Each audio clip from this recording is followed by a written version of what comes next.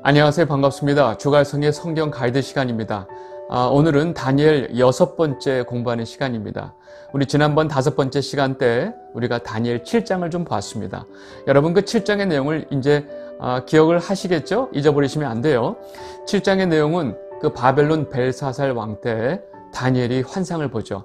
환상을 통해서 다니엘은 네 짐승, 모 같고 사자 같고 표범 같고 곰 같고 모 같고 하는 그 네 짐승 기억나시죠? 그 네 짐승을 보게 되는데 그 네 짐승은 바로 그 성경에서 해석을 하죠. 앞으로 일어나게 될 네 왕이라. 그 얘기는 이 바벨론 다음에 일어나게 될 네 제국에 대해서 환상을 통해서 보여주신 것이다 라는 것을 우리가 봤습니다. 문제는 그 네 번째 짐승, 뭐뭐 같고라고 표현할 수 없을 만큼 너무 강하고 너무 무서워 보이는 그 네 번째 짐승에 대해서 좀 자세히 설명을 하는데, 그 짐승은 앞으로 일어나게 될 엄청나게 강한 나라인데 그 나라는 하나님을 대적한다고 그러죠. 그리고 그 하나님을 대적하는 그 강력한 나라, 그 권력의 손에 하나님의 백성, 성도가 붙임바 된다. 근데 언제까지냐? 한때, 두때, 반때 기간이다 라고 했던 내용 기억나시죠?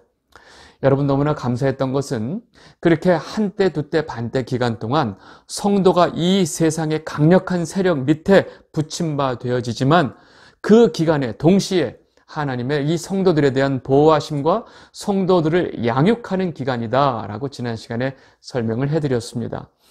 여러분 저는 이 한때, 두때, 반때 기간을 그 예수님 오시고 난 다음 재림하실 때의 교회 시대다라고 제가 설명을 해드렸어요. 우리 오늘 보게 될 8장과 그 이후의 내용은요, 이 7장의 내용을 다시금 풀어서 설명하는 내용입니다. 여러분 사실 다니엘이 7장에 본 그 환상의 내용은요, 다니엘 이후에 한 500년 정도의 시간이 흘러가면서 역사 속에서 다 이루어졌습니다. 그러면 다니엘의 환상이 다니엘 이후에 500년 동안에 다 역사 속에서 일어난 사건들로 끝난 것이냐? 그게 아니죠. 성경 속에서 말하는 이런 환상들은 실제로 역사 속에서 일어나기도 하지만 또 두 번째 의미로서 종말론적으로 이 세상의 마지막에 또 일어날 일들을 압축적으로 보여주고 있다는 사실입니다. 그래서 이 8장과 그 이후의 내용을 우리가 좀 자세히 보면서 앞으로 일어나게 될 실제적으로 역사 속에서 일어난 사건들과 또 하나 우리가 봐야 될 것은 이 사건이 종말론적으로 이 세상이 끝날 때 어떻게 벌어지게 될지를 우리는 두 가지로 봐야 된다는 사실입니다. 그래서 8장 이후와 그 내용은요, 이 7장에 이미 보여줬던 그 내용이 좀 더 구체적으로 펼쳐서 설명하는 내용이 나온다라고 보시면 됩니다. 우리 8장 내용을 좀 보겠습니다. 여러분 보통 환상하면 어려워, 막 무슨 동물 나오고 뭐 같고 뭐 알 수 없는 내용들이 정신이 없죠.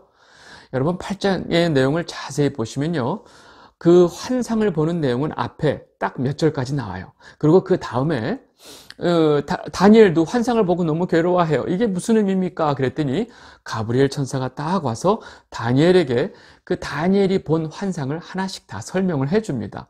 그래서 이 8장 안에서 이 환상의 내용이 다 설명이 된다는 내용이에요. 그래서 전혀 이 환상을 이해하는데 우리는 아무런 문제가 없습니다. 제가 그래서 실제적으로 일어난 역사 속의 이야기들을 조금씩 설명해 주면서 이 8장의 내용을 좀 보도록 하겠습니다. 다니엘은 8장 들어오면서 벨사살 왕 3년에 또 환상을 본다라고 설명을 하고 있습니다. 다니엘 8장 1절에서 2절 말씀입니다. 나 다니엘에게 처음에 나타난 환상 후 벨사살 왕 제3년에 다시 한 환상이 나타나니라. 내가 환상을 보았을 때 내가 그것을 볼 때에 내 몸은 엘람 지방 수산성에 있었고 내가 환상을 보기에 을레 강변에서이니라. 지금 벨사살 왕 3년에 또다시 내가 환상을 봤다. 근데 내가 환상을 보고 있을 때 내 몸은 수산성에 있었고 나는 어떤 을레 강변에 앉아 있었다라고 설명을 하고 있죠. 여기에 대해서는 더 설명할 게 없고, 그러고 나서 구체적으로 환상의 내용이 3절서부터 나옵니다. 다니엘 8장 3절에서 4절 말씀 보겠습니다.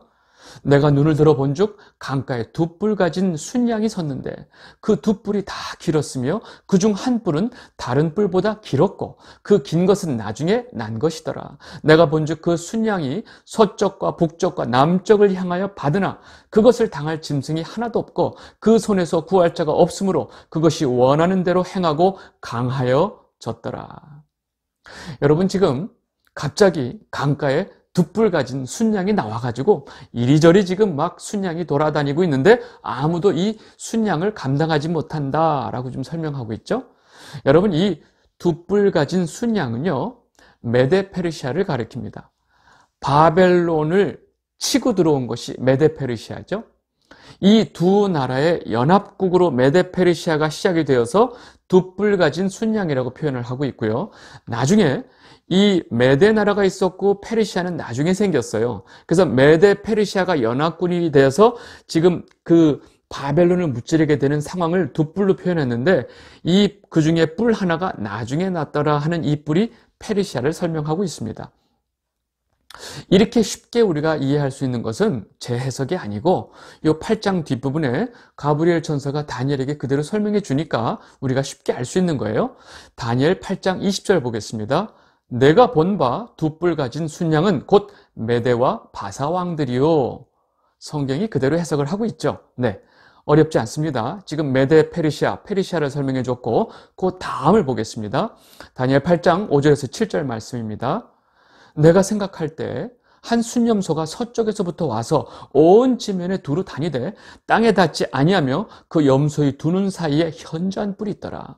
그것이 두 뿔 가진 순양 곧 내가 본 바 강가에서 섰던 양에게로 나아가되 분노한 힘으로 그것에게로 달려가더니 내가 본즉 그것이 순양에게로 가까이 나아가서는 더욱 성내어 그 순양을 쳐서 그 두 뿔을 꺾으나 순양에게서 그것을 대적할 힘이 없으므로 그것이 순양을 땅에 엎드려뜨리고 짓밟았으나 순양을 그 손에서 벗어나게 할 자가 없었더라. 여러분, 내용은 복잡하지만 처음에 다니엘의 순양을 받고 이 순양이 온 동네방네 힘쓰고 다녔는데 아무도 감당하지 못하더라.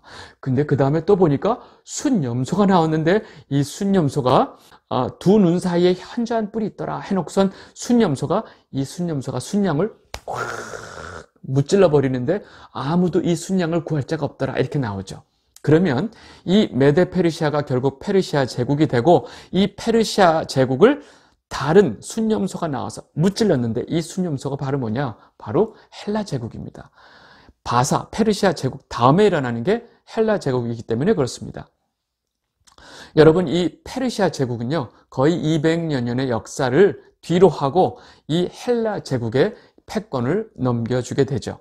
그래서 사실 고레스로 시작해서 엄청나게 세력을 확장하고 전 지역의 제국의 면모까지 갖추게 됐던 이 페르시아는요 계속 그리스와의 전쟁에서 힘이 빠져요. 그 조그만 그리스와 계속 패전을 하게 됩니다. 그래서 결국은 그 완전히 힘이 빠져 있을 때 이 그리스 쪽의 윗지방, 여러분들 그 빌립보, 데살로니가 있는데 아시죠? 그 지역이 마게도니아 지역인데 그 지역에서 어떤 필립 왕이 일어나가지고 이 그리스 지역의 도시 국가들을 탁 뭉쳐서 엄청난 세력을 만듭니다. 이 필립 왕이 대단한 사람인데 이 필립 왕이 죽자마자 바로 모살돼서 죽어요. 그래서 그의 아들 알렉산더가 왕이 되는데 여러분이 너무나 잘 알고 있는 그 유명한 알렉산더 대왕이 바로 이 왕입니다. 이 알렉산더는요 20살에 아버지가 갑자기 죽으니까 자기가 왕이 되죠. 놀랍게도 20살에 왕이 된 이 알렉산더는요 11년 동안 온 천지를 다니면서 온 세계를 11년 만에 정복을 합니다. 그리고 이 자기가 정복한 온 세계에 헬레니즘을 완전히 전파했던 헬레니즘 전도사예요. 왜냐하면 이 알렉산더는 아리스토텔레스의 제자였거든요. 그리고 이 헬레니즘에 완전히 도취되었던 이 알렉산더 대왕은 자기가 정복한 전 지역에 헬레니즘을 완전히 다 뿌려버립니다. 그리고 결국은 33살에 죽게 됩니다. 그래서 아주 희대의 영웅이었죠. 그리고 이 알렉산더 대왕에 대한 그런 스토리와 영화와 이것이 너무나 많이 있죠. 성경은 이 알렉산더 대왕을 헬라 왕으로 표현을 합니다. 이 다니엘 환상이 뭘 보느냐? 결국 이 두 뿔 가진 순양, 페르시아 제국을 이 순념소, 즉 헬라 제국이 와서 무너뜨리는 환상을 지금 다니엘이 보고 있다는 사실입니다. 그리고 이 알렉산더 대왕이 이 엄청난 권세를 가졌잖아요. 그래서 두 눈 사이에 현저한 뿔이 있다라고 설명을 합니다. 이 순념소는요, 그 8장 후반부에 또 가브리엘 천사가 그대로 설명을 해줘요. 다니엘 8장 21절, 털이 많은 순념소는 곧 헬라 왕이요. 그의 두 눈 사이에 있는 큰 뿔은 곧 그 첫째 왕이요. 성경이 그대로 다 설명하고 있죠. 여러분, 우리가 이제 헬라 제국 다음에 우리는 쉽게 로마 제국 가는데, 헬라 제국과 로마 제국 사이에 좀 긴 역사가 있어요. 오늘 보는 8장의 환상의 내용은 로마 제국까지 가지 않고 헬라 제국과 로마 제국 사이에서 중요한 사건들을 설명하고 있는데, 우리가 이 내용을 좀 봐야 됩니다. 여러분, 알렉산더는 11년 만에 전 세계를 다 장악했어요. 근데 이 알렉산더가 자기 고향을 떠나서 군사를 데리고 각 지역마다 다니면서 다 정복을 했는데, 진군의 진군을 거듭하던 이 알렉산더 대왕이 고향을 떠나온 지 10년이 넘은 거예요. 그랬더니 그 알렉산더 대왕을 쫓고 있던 군사들이 고향 향수병이 걸리고 지친 거예요. 아니, 힘이 빠진 게 아니라 그냥 고향을 떠나와 있는 군사들이 지쳐서 우린 더 이상 진군 못하겠습니다 하고 진군하기를 거부해 버립니다. 이런 상황에서 이 알렉산더는 자기 눈앞에 또다시 지금 정복해야 될 땅을 눈앞에다 두고 이 군사들이 진군하기를 거부하니까 거기서 더 이상 진군하지 못하고 다시 수사로 돌아옵니다. 근데 수사로 돌아와서 자기의 그 미친 듯이 정복했던 그 역사와 여러 가지 복잡한 그런 정치 속에서 술과 열병으로 33세에 죽게 돼요. 이 갑자기 어마어마한 그 영토를 확장한 헬라 제국이 이 알렉산더 대왕이 갑자기 죽는 바람에 어떻게 되느냐? 이 알렉산더 대왕 밑에 있었던 4명의 장군이 어마어마한 헬라 제국 이 영토를 4명이서 나눠 갔습니다. 4명의 장군들에 의해서 사실은 이 헬라 제국이 4등분 된다는 것입니다. 이건 역사 속에서 우리가 다 알고 있는 내용인데, 이것을 다니엘이 환상으로 어떻게 보느냐? 다니엘 8장 8절입니다. 순념소가 스스로 강대하여 가더니 강성할 때 그 큰 뿔이 꺾이고 그 대신에 현저한 뿔 넷이 하늘 사방을 향하여 났더라. 지금 다니엘이 본 이 환상은요, 결국 헬라 왕 그 알렉산더 대왕이 죽고 그 밑에 있는 4장군에 의해서 헬라 제국이 4등분 되는 상황을 이렇게 설명을 한 거죠. 그 8장 뒷부분에 가브리엘 천사도 이 부분을 어떻게 설명하느냐? 다니엘 8장 22절입니다. 이 뿔이 꺾이고 그 대신에 4뿔이 났은즉 그 나라 가운데서 4나라가 일어나되 그의 권세만 못하리라. 이렇게 설명을 하죠. 자, 이제 그 다음에 우리가 좀 알아야 될 게 있습니다. 알렉산더 대왕이 죽고 나서 헬라 제국을 4등분해서 차지한 4명의 장군이 누구냐면 안티고누스, 카산더, 리시마커스, 프톨레미 4명의 장군이에요. 근데 사실 카산더, 리시마커스는 저 위쪽에 조금만 차지하고 있고요. 대부분의 이 중앙아시아 지역을 차지한 게 안티고누스였고, 이쪽 시리아와 애굽 지역을 차지하고 있었던 게 프톨레미였어요. 여러분, 이 4명이 사이좋게 지냈을까요? 아니죠. 이제 나머지를 다 차지하려고 이 4명이 경쟁을 벌이는데, 결국은 이 중앙아시아 지역의 안티고누스와 이쪽 애굽 지역의 프톨레미가 대립하게 되죠.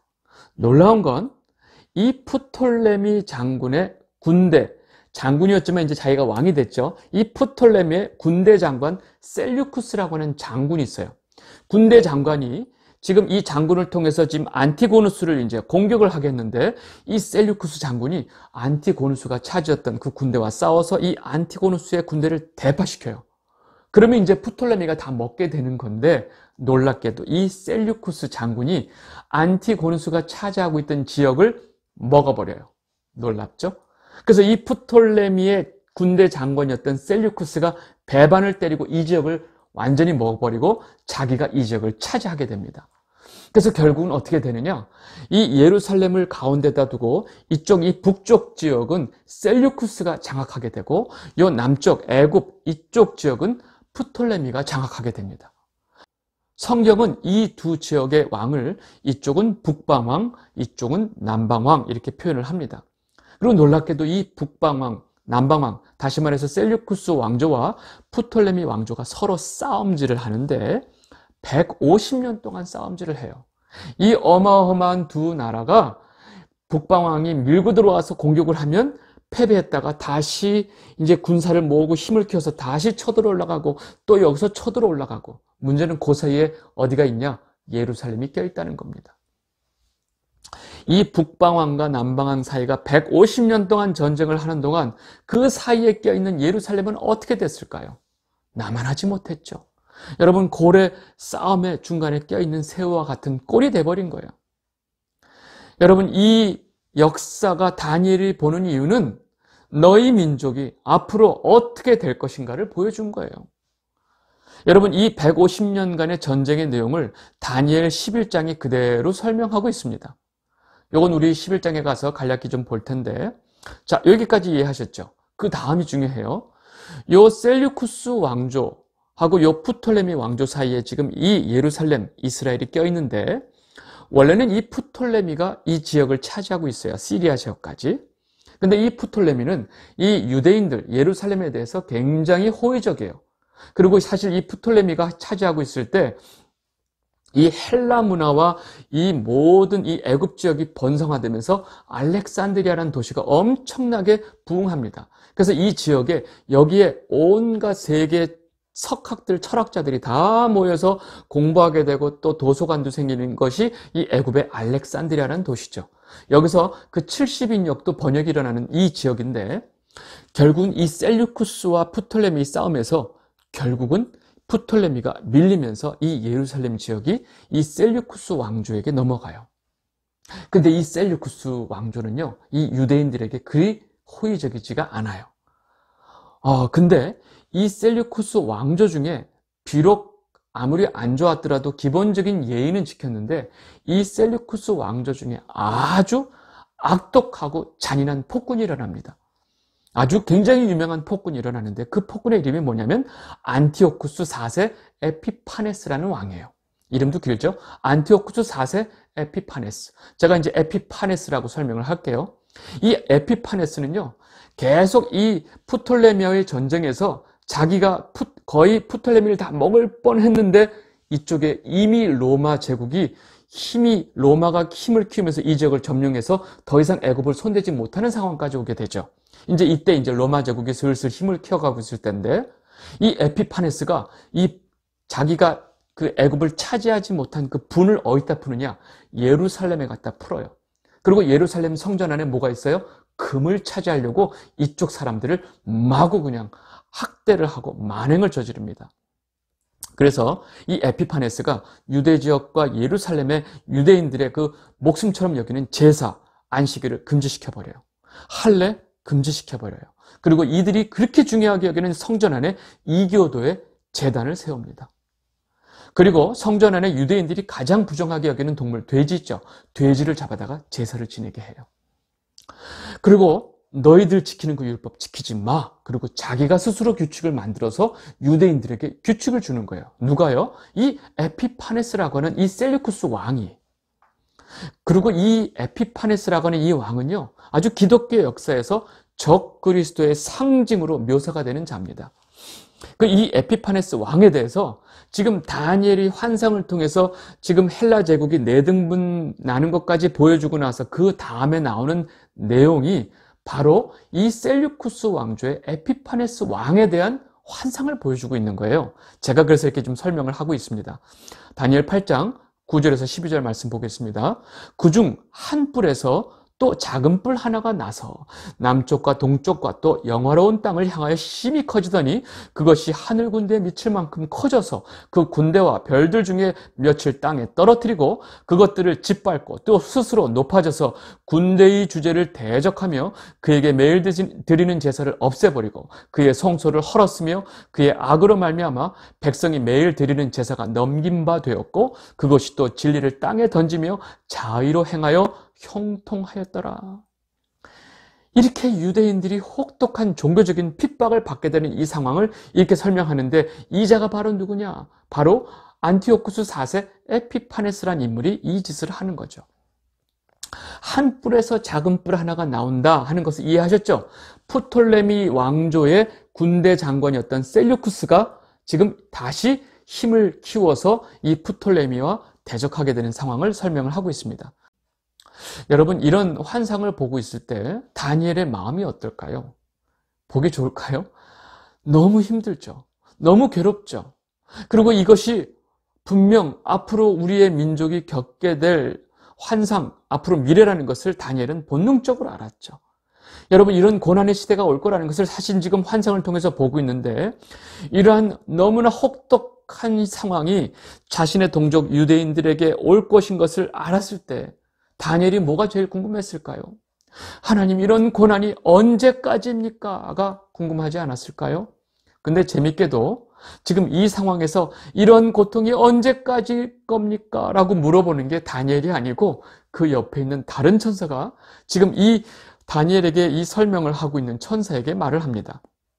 다니엘 8장 13절에서 14절, 내가 들은즉 한 거룩한 이가 말하더니 다른 거룩한 이가 그 말하는 이에게 묻되 환상에 나타난 바 매일 드리는 제사와 망하게 하는 죄악에 대한 일과 성소와 백성이 내준 바 되어 짓밟힐 일이 어느 때까지 이를꼬 하매 그가 내게 이르되 2300 주야까지니 그때 성소가 정결하게 되리라 하였느니라.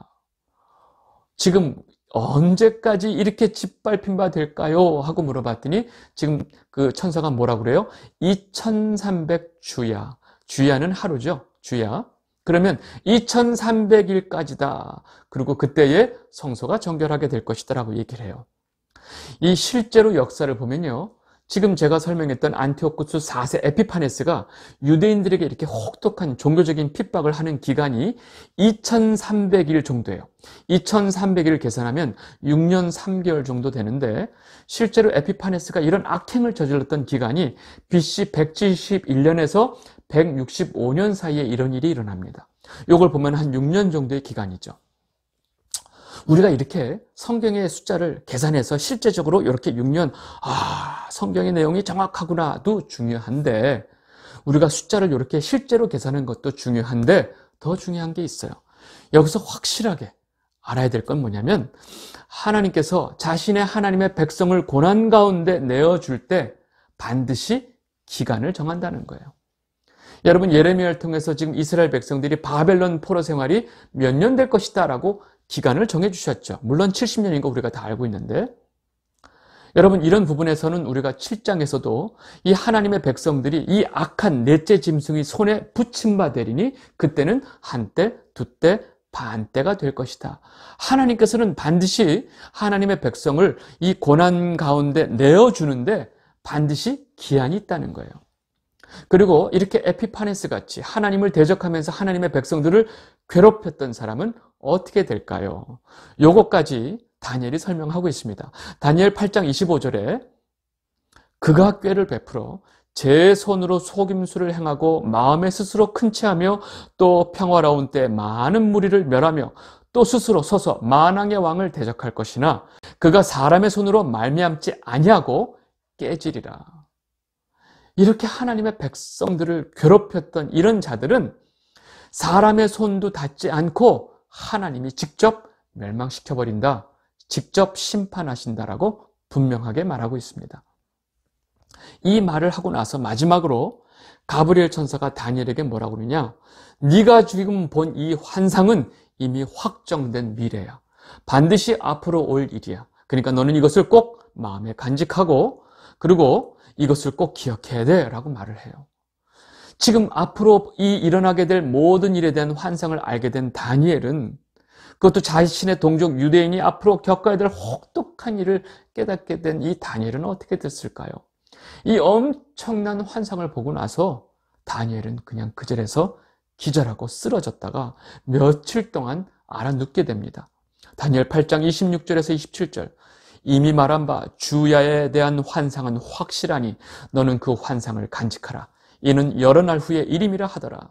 이에 나 다니엘이 지쳐서 여러 날 앓다가 일어나서 왕의 일을 보았느니라. 내가 그 환상으로 말미암아 놀랐고 그 뜻을 깨닫는 사람도 없었느니라. 여러분, 지금 이 개역 한글 보면 내가 혼절했다, 완전히 정신을 잃고 쓰러졌고 몇 날 동안 앓고 있다가 간신히 일어나서 비로소 내가 내 할 일을 하였다라고 얘기가 나와요. 여러분, 이 환상을 통해서 쓰러져서 몇 날 며칠 앓고 누우면서 다니엘이 무슨 생각을 했을까요? 하나님이 내게 왜 이런 환상을 보여주셨을까?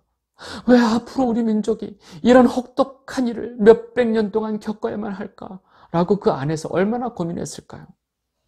다니엘이 며칠 동안 알아 누우면서 이러한 환상에 대해서 기도하면서 마침내 다니엘은 이 모든 일이 왜 일어나게 될지를 깨닫게 됩니다. 여러분, 그것은 바로 자신의 민족이 그동안 하나님의 법을 어기고 하나님을 저버리고 하나님의 주신 모든 법을 내던져버리고 하나님 앞에 온갖 우상을 섬겼던 죄악 때문인 것을 다니엘은 분명히 깨닫습니다. 그래서 다니엘은요, 정신이 차리자마자 금식하면서 베옷을 입고 죄를 뒤집어쓰고 하나님 앞에 기도하기를 결심합니다. 여러분, 다니엘 9장이 바로 그 내용이에요.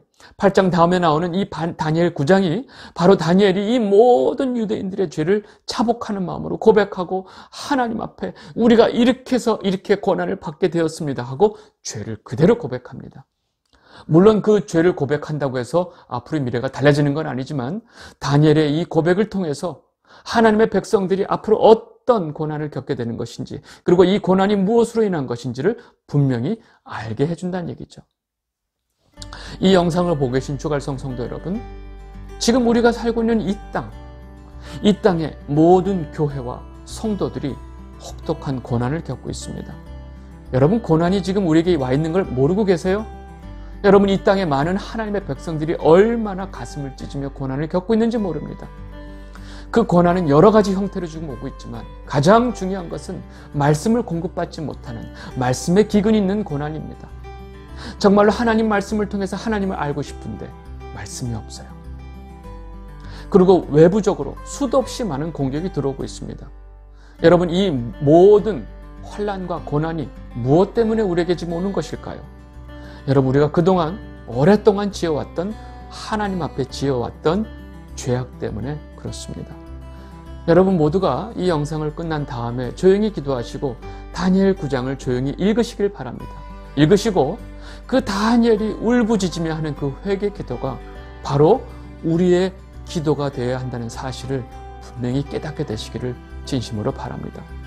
여러분, 지금 이 순간에 이 땅에 살고 있는 하나님의 백성이 무엇을 붙들어야 하는지, 이 땅에 살고 있는 성도가 무엇을 붙들고 살아야 하는지를 여러분 깊이 고민하시고 기도하시는 여러분이 되시기를 진심으로 바랍니다. 오늘 다니엘 8장 여기까지 하도록 하겠습니다. 감사합니다.